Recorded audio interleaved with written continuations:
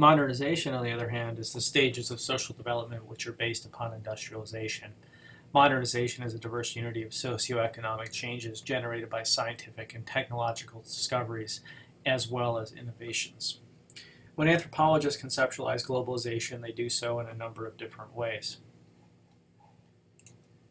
The two main theorists in anthropology that discuss globalization are Arjuna Apatarai and Emanuel Wallerstein. For Arjuna Apatarai, globalization is non-systematic. He has a non-systematic interpretation of globalization, that is, global flows of people, technology, wealth, images, and ideologies that are highly contradictory, generating global processes that are fundamentally disorganized and unpredictable. He uses the notion of scapes, which Mike West draws from in his discussion of mediascapes in his introduction to an anthropological introduction to YouTube. Emanuel Wallerstein, on the other hand, in his world systems theory, notes that modernization and globalization is a continuation of the 5,000-year history of commercial expansionism, which will not change unless the system as a whole is changed. For Wallerstein, in his model of world systems theory, you have core countries which generate high profit consumption goods, which are then shipped to both semi-periphery and peripheral countries. In turn, the periphery and semi-peripheral countries will send cheap labor and raw materials to both semi-periphery and core countries. Core countries will utilize both political and economic sanctions, including violence or the threat thereof, to maintain the continued flow of goods and services from core to periphery and back again. In terms of globalization, we see many diverse impacts of globalization in terms of tourism and development as well. Borman's work amongst the Cofan and the Ecuadorian Amazon notes that with a decline in forest, there have been many pressures to engage in agriculture. However, there has also been the call to and attempts to facilitate the tourist experience where hunting is still utilized and individuals will utilize the tourist experience rather than become objects of it, will stand on more equal ground with the tourists themselves. There's, of course, the paradox of commercialism within ecotourism, that you have interpersonal relationships between individuals, tourists, and locals that keep the power dynamics in the context of the local, but also noting the tensions that might exist with expansion of commercial operations and tourist operations, and how this might be sustainable in the future to continue to utilize tourism in order to allow for hunting to continue in the Ecuadorian Amazon. Two, we see with globalization the movement of people across national borders. And historically, we have perhaps one of the greatest diasporas would be the African diaspora, where you see very much a forced migration of individuals from Africa to the Americas in the transatlantic slave trade. The diaspora can be defined as migrant populations with a shared identity who live in a variety of different locales around the world, forming a transborder identity that does not focus on nation building. You also have long-distance nationalism, where members of a diaspora are organized in support of nationalist struggles in their homeland or to agitate for a state of their own. Schiller and Ferron's work talks about the transborder state, where people who left the country and their descendants remain part of their ancestral state, even though they are citizens of another state. So this notion of identity transcending notions of nationality or belonging to a particular state as a whole.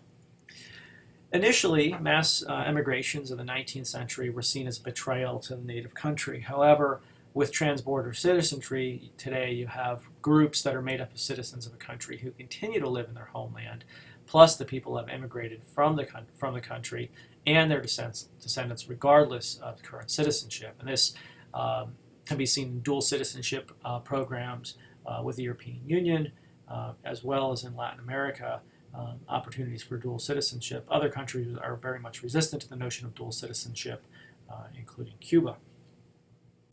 Awia Ong's work, we talked about her work earlier in terms of the spirits of possession. In her book on flexible citizenship, She talks about this notion, the strategies and effects that are employed by managers, technocrats, and professionals who will move regularly across state boundaries and seek both to circumvent and benefit from different nation-state regimes.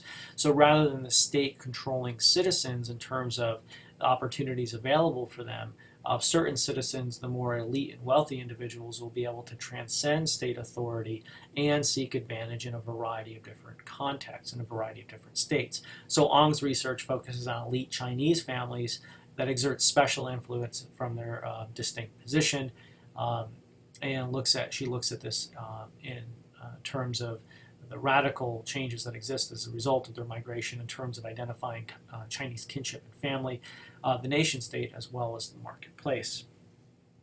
We mentioned earlier one of the critiques of globalization has been that it's opposed to human rights.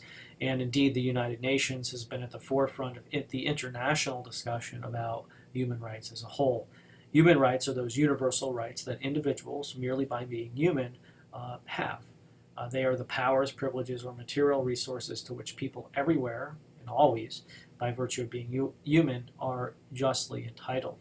I mentioned earlier the United Nations Declaration of Human Rights.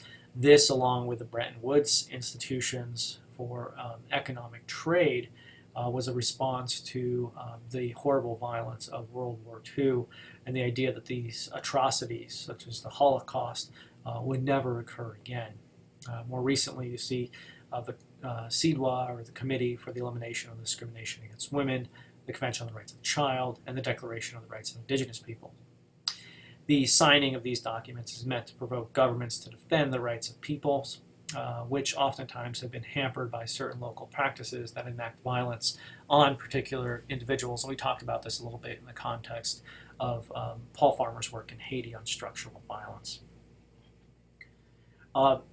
There's also the notion of cultural imperialism in the context of globalization and the idea of Western domination. Cultural imperialism is the idea that some cultures will invariably dominate others, and that one culture will inevitably lead to the destruction of subordinate cultures and the replacement of the culture of those in power. And so things like the introduction of blue jeans and rock and roll on t-shirts seen as usurping local music as well as traditional dress. And this has been framed as a clash of civilizations, or the West versus the rest, and the threats of the so-called cultural homogenization of the world, or the McDonaldization, Coca-Colization of the world as a whole. Now, there are a number of assumptions of cultural imperialism that anthropologists have been critical of. First, this denies agency to non-Western peoples, which presents them essentially as helpless and unable to resist these forces from the outside.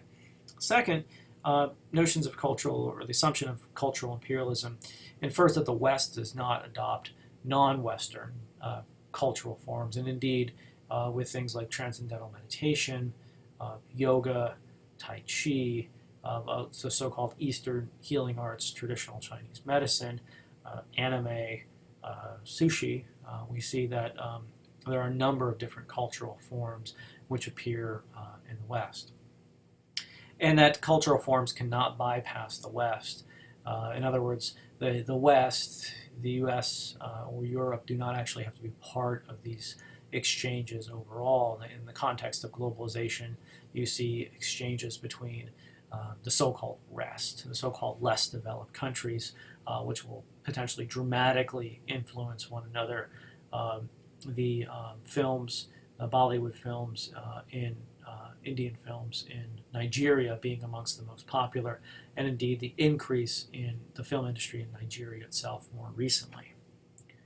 So anthropologists have really struggled with notions of cultural imperialism as having explanations for what's happening in the global context. One of the things that's been thought about is this notion of cultural hybridization, or this notion of cultural borrowing, and that is how people tend to domesticate or indigenize ideas, practices, or objects. An ethnographic example of this would be the use of televisions and cook stoves to promote indigenous weaving, where televisions are used to entertain employees and cook stoves are used to reduce the time spent cooking so women can weave more. And so we see the idea that the change here occurs locally, and that it's not imposed from the outside, that technologies do not in and of themselves dictate how they will be used. This is, of course, much debated within anthropology and outside it as well. In the post-colonial context, borrowed images can be the venue of control from outside influences such as donors, a lot of the funding coming from non-government organizations. There's been much in anthropology about the non-governmentization or the NGOization of social activism and social movements in so-called less developed countries. This would make it more difficult for locals, the non-elite and non-Western, to navigate various cultural options. So, certain social scientists have analyzed these trends as a form of cultural hybridity or mixing. Some scholars have objected to this biological metaphor and opt for the linguistically inspired term of creolization, which refers to the combination of diversity, interconnectedness, and innovation in the context of the global center-periphery relations, which comes from Emmanuel Wallerstein's idea about core and periphery, or the systematic flows of globalization. There's also much discussion about culture within anthropology and whether culture should still be utilized overall to question the idea of an authentic non-Western society, this idea of essentialized identities and some of the paradoxes that these create overall. There are a number of problems with cultural hybridization. First, cultures have always been hybrid. They've always been interacting with one another. That they do not represent necessarily completely unique forms, but rather represent the tradition in terms of historically derived and selected for, which would include the adoption of tools, technologies, and forms of social structure and kinship that would be brought in from the outside and appropriately adopted by the local culture itself. Second, cultural hybridization ignores the reality that its effects are experienced differently by those in power and those without power. And finally, elites and non-elites of a non-Western community can experience globalization very differently.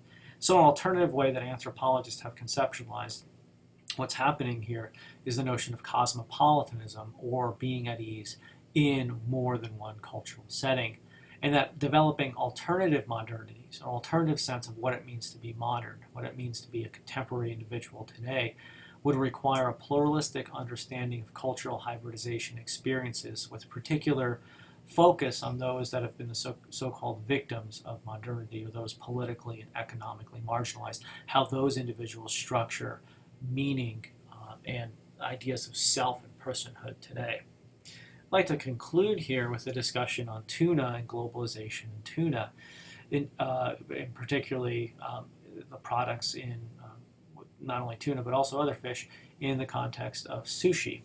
And we see indeed that cultural competence is often given to the Japanese in this realm, as that sushi is an authentically Japanese food, and still today the imprint of the Japanese on the sushi trade becomes very important, so much so that it leads to what could potentially be viewed as a lot of waste from an environmental perspective.